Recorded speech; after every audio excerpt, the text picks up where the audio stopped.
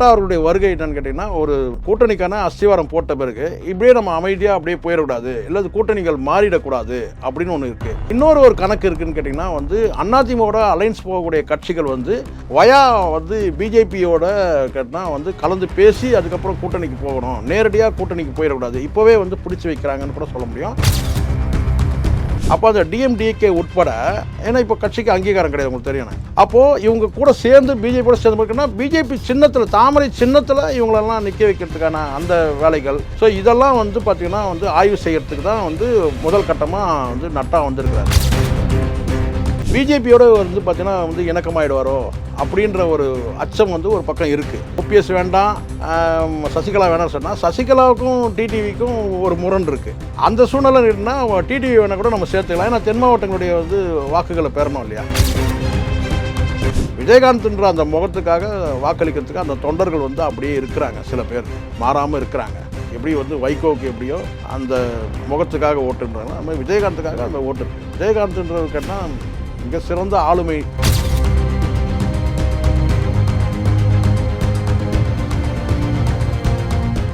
Real one நண்பர்கள் உறவுகளுக்கு வணக்கம். தொடர்ச்சியாக பல்வேறு முக்கியமான தகவல்களை நம்முடைய உறவுகளுடன் பகிர்ந்து வரும் மூத்த பத்திரிகையாளர் சேகுவரா ஜெய்சங்கர் அவர்கள் நம்முடைய இருக்கிறார். வணக்கம் சார். வணக்கம் சார். வணக்கம்.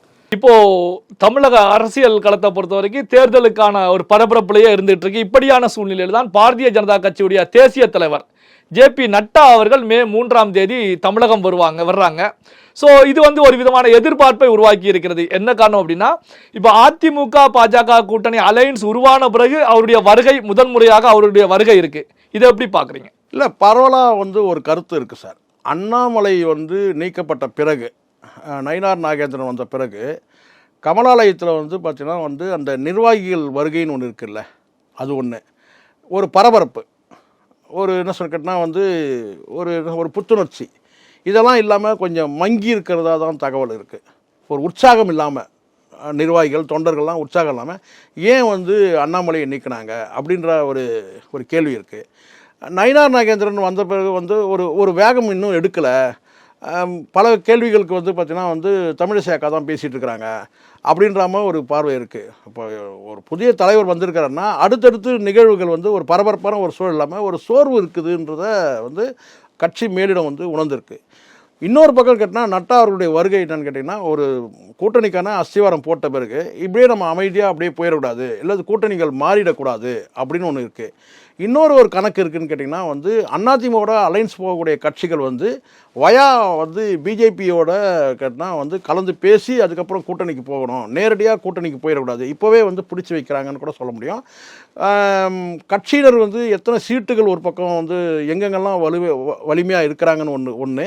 இரண்டாவது கேட்டால் கூட்டணி கட்சிகள் சில கட்சிகள், உதிரி கட்சிகள் இவங்களோட சேர்ந்து போகும்போது கேட்டால் இவங்களுடைய சின்னத்தில் நிற்க வைக்கணும். இப்போ உதாரணத்துக்கு இப்போ புதிய நீதி கட்சி இருக்குது, இல்லை ஐஜேகே இருக்குது, இந்த மாதிரி இவங்க கணிசமான 1-2 சீட்டுகள் பெறக்கூடிய சூழல் இருக்குன்னா இவங்களோட சேர்ந்தாங்கன்னா முதல்ல சீட்டாவது கொடுப்பாங்க. இப்போது டிஎம்டிகேவே தொங்கலில் விட்டுருக்கிறாரு எடப்பாடி.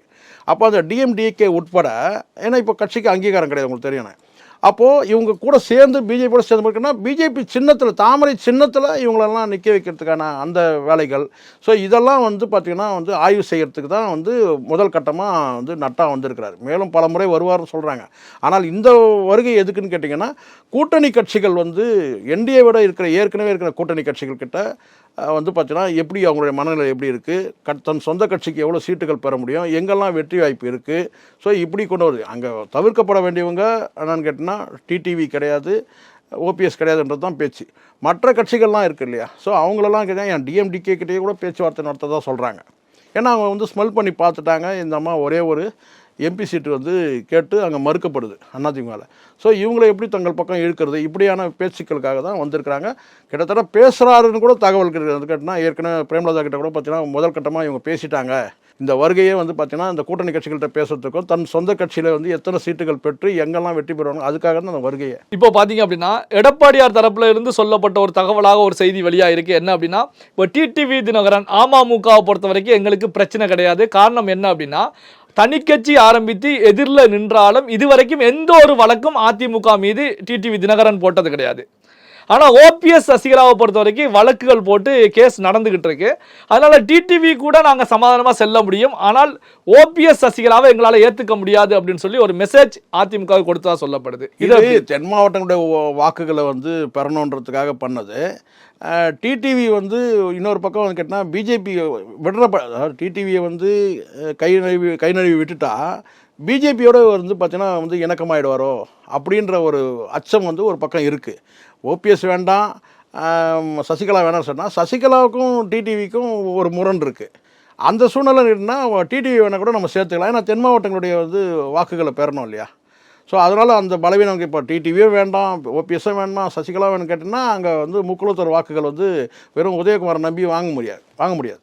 ஸோ அதுக்காக என்ன கேட்டால் டிடிவி வேணாலும் சேர்த்துக்கலாம் அப்படின்னு நினைக்கிறாரு. இன்னொரு தந்திரம் இருக்குதுன்னு கேட்டால் பிஜேபி பக்கம் போயிடக்கூடாது, டிடிவி போனால் இவங்களுக்கு வந்து இன்னும் வந்து வலிமை குறையும் அப்படின்னு தான். நயினார் நாகேந்திரனை வந்து அங்கே வந்து தலைவராக கொண்டு வந்ததுலேயே வந்து பார்த்திங்கன்னா வந்து எடப்பாடிக்கு ஒரு சரிவு தான். ஏன்னா தென் மாவட்டங்களில் வலிமையாடுவார். அப்போ இந்த நேரத்தில் கேட்டிங்கன்னா வந்து டிடிவியை தன் பக்கம் இழுத்துக்கணும்னு நினைக்கிறது சரியான ராஜதந்திரம் எடப்பாடி பண்ணுறது. இப்போ தேமுதிகவை பொறுத்த வரைக்கும் நீங்க ஏற்கனவே சொன்னீங்க பாரதிய ஜனதா கட்சியோடு ஒரு கட்ட பேச்சுவார்த்தை நடந்துகிட்டு இருக்கு அப்படின்னு. இப்போ தேமுதிகவுடைய இளைஞரணி செயலாளராக விஜயகாந்த் கேப்டன் அவர்களுடைய மகன் விஜயபிரபாகரன் கொண்டு வரப்பட்டிருக்காங்க.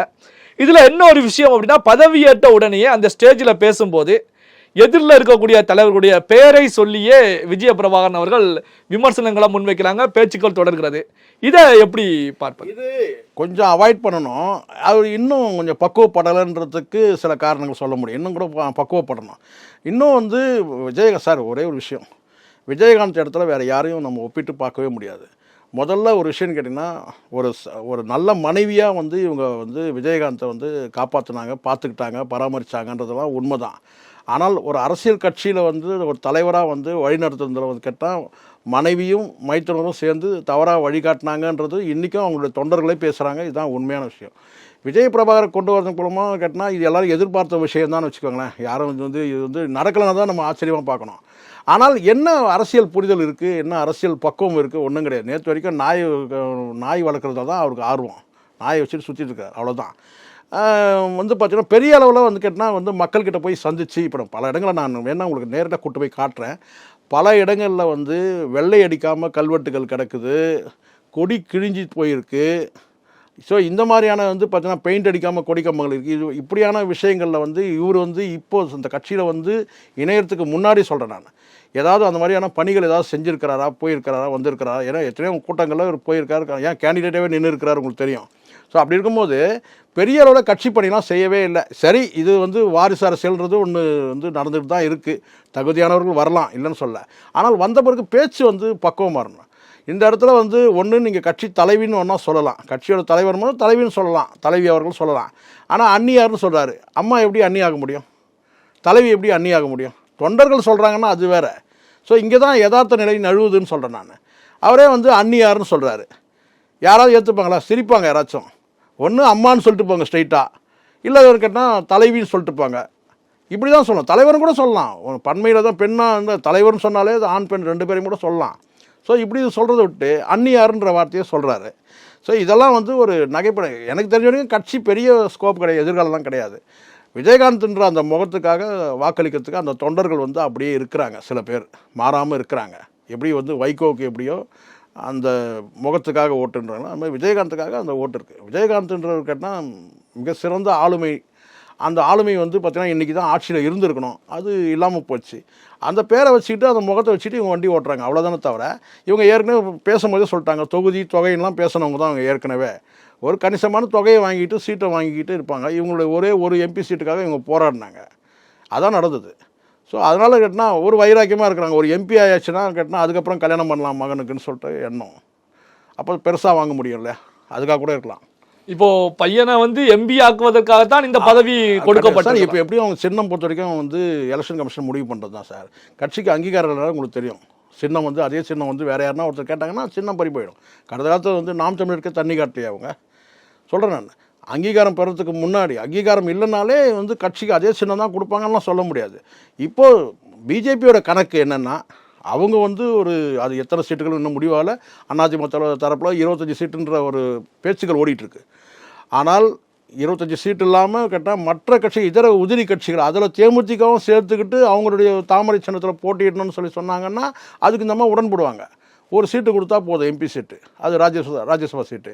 ஸோ அப்படி ஒரு வாக்குறுதி கொடுத்தாலே போதும். ஸோ அதனால் இப்போ இருக்கிற அவங்களுக்கு நெருக்கடிக்கு கேட்டால் பல நெருக்கடிகள் அவங்களுக்கு இருக்குது.